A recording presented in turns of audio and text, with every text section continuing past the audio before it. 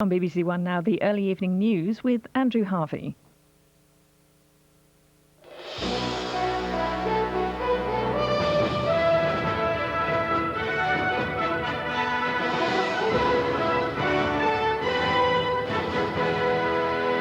Relatives of one of the nurses charged with murder in Saudi Arabia say they'll fight to establish her innocence. Her family's told a news conference she's not capable of hurting anybody. More than 40 buses have been damaged in an attack by vandals. And England's cricketers still on the receiving end in Harare.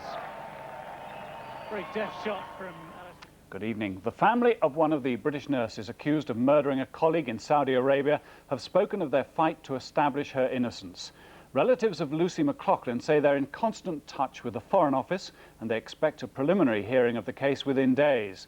Miss McLaughlin from Dundee and Deborah Parry from the Midlands could face the death penalty if they're found guilty of murdering an Australian nurse, Yvonne Guilford.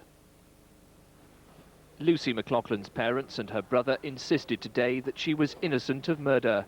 Her mother and father were too distressed to speak at a news conference in Durham for a week at a police station near the military hospital in Dhahran where she worked. She and another nurse, Deborah Parry, have been charged with murdering 55-year-old Yvonne Guilford, who was stabbed, hit with a hammer and asphyxiated. It could be many months before the matter is tried in a Saudi court, and British lawyers believe independent observers should be present. There is room for doubt in the case of Saudi Arabia because it does have a record of pretty harsh treatment of political opponents. Now, these women, of course, are not political opponents of the regime, but where there is any reason for concern or doubt, it's always a good thing to have international observers who can simply go and observe and just report on what happens. A Saudi-owned daily newspaper based in London has reported that the nurses have confessed to the killing. It says if their plea of manslaughter is accepted, they're likely to escape a public beheading. If it is a premeditated killing, then they would have to face a capital punishment. If it is manslaughter, I think it is different, and it would depend on what the family of the victim would, if they press charges or not. And if they don't press charges, I think it would be, a sentence, a prison sentence, not more than that. Tonight, the Foreign Office described newspaper claims of a confession as speculation. Consular officials in Saudi Arabia are expected to visit the two accused nurses once again over the weekend.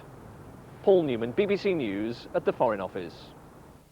Vandals have caused nearly £1 million worth of damage to a fleet of buses in Bolton. More than 40 vehicles were wrecked over the Christmas period at two depots in the town. When Stagecoach Ribble opened their Bolton bus depot this morning, it looked more like a scrapyard. Police believe that either on Christmas Day or Boxing Day, when all the buses were off the road, two vehicles were started up in the depot and used as battering rams to systematically damage each of the 38 buses. In a second attack, all the windows were broken of another 6 Stagecoach buses parked at a nearby site. At least 12 of the buses have been written off. The other 32 need repairing, so the final bill could be close to £1 million. Since the privatisation of bus services, competition has become intense, and a number of firms have been put out of business. But whether these attacks were motivated by revenge or just mindless acts of vandalism remains unclear. We are obviously working with the police, and any help we can give them to apprehend who was involved in this, then we will do just that. Despite losing half its fleet, Stagecoach Ribble is determined to keep its local bus service going. Katrina Lewis, BBC News, Bolton. Police and bailiffs have evicted anti-road protesters from one of 3 camps along the route of the A30 near Exeter. Opponents of a £65 million road improvement scheme have been living in trees and tunnels of the site at Alacombe for the past 2 years.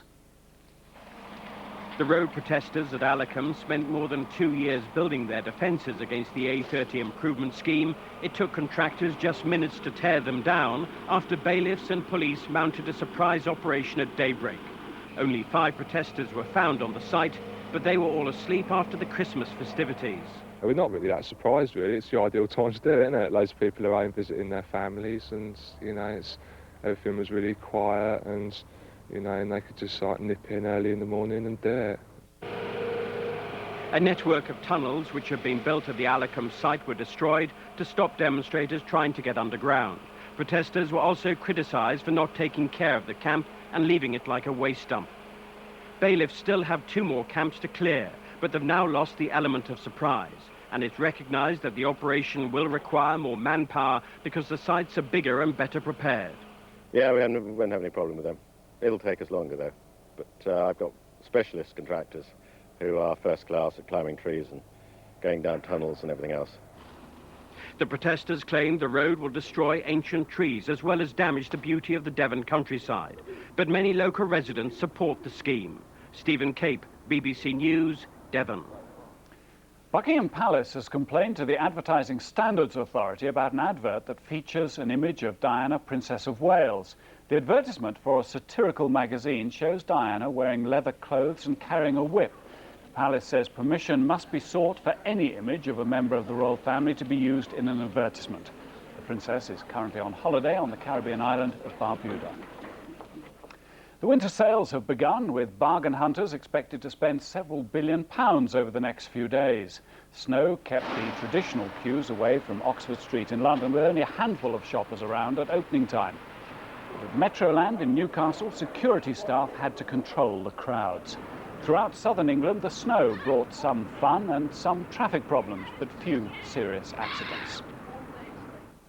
A British yachtsman competing in a single-handed round-the-world race has rescued another competitor in heavy seas more than 1,000 miles south of Perth in Australia. Pete Goss picked up the French sailor after his yacht had begun to sink. A tiny speck in the ocean, Raphael Dinelli could only wave frantically for help as he stood on the upturned hull of his yacht, the vessel slowly sinking into the freezing water. Dinelli sent up a distress beacon after fierce waves had crippled the yacht more than 1,000 miles south of Western Australia. An Australian Air Force team finally spotted him after an 18-hour search. They dropped a raft, radio and food, but it was fellow round-the-world yachtsman Pete Goss who eventually brought him to safety. Guided by an Air Force rescue team, Goss sailed through the night to find Dinelli. He was standing up at the doorway of the life raft and waving as we went past. So he really was very lucky because I suppose it was just luck that the rescue happened to be so close.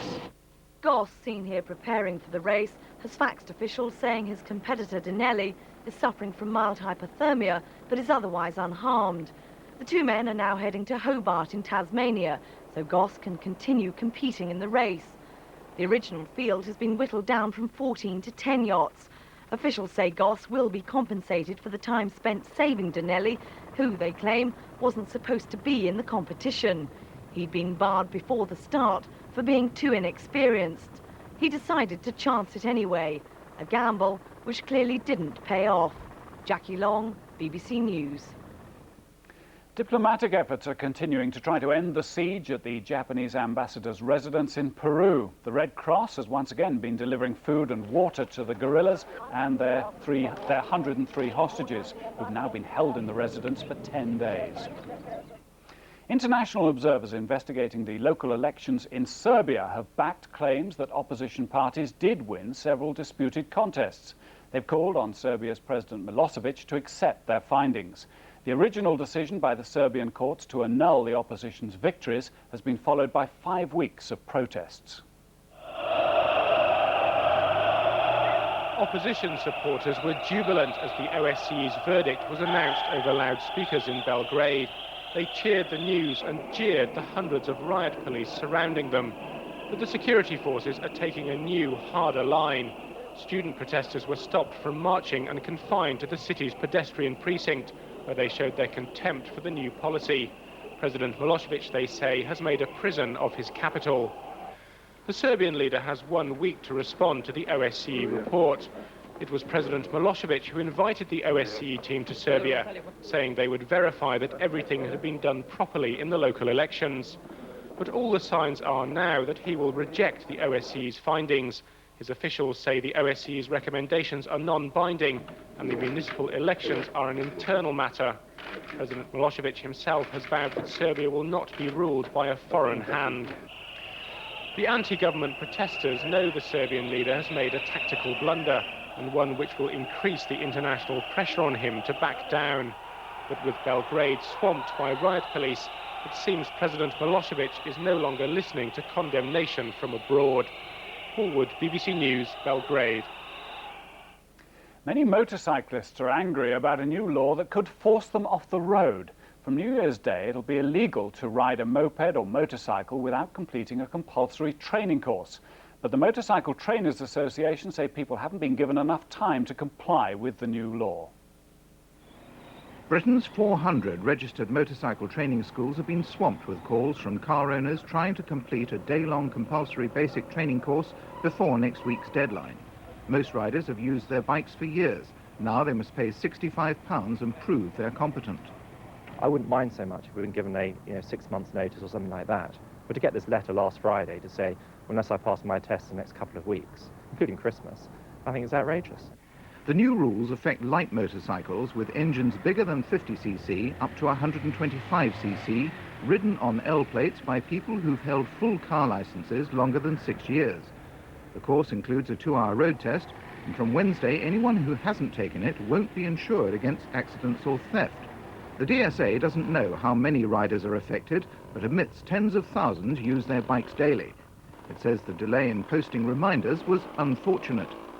Probably what we've done now we should have done much earlier, but a lot of people are just not interested in learning to ride a motorcycle properly. They'll just use their car licence forever. So there's always going to be that cut-off date where it's going to affect people come what may.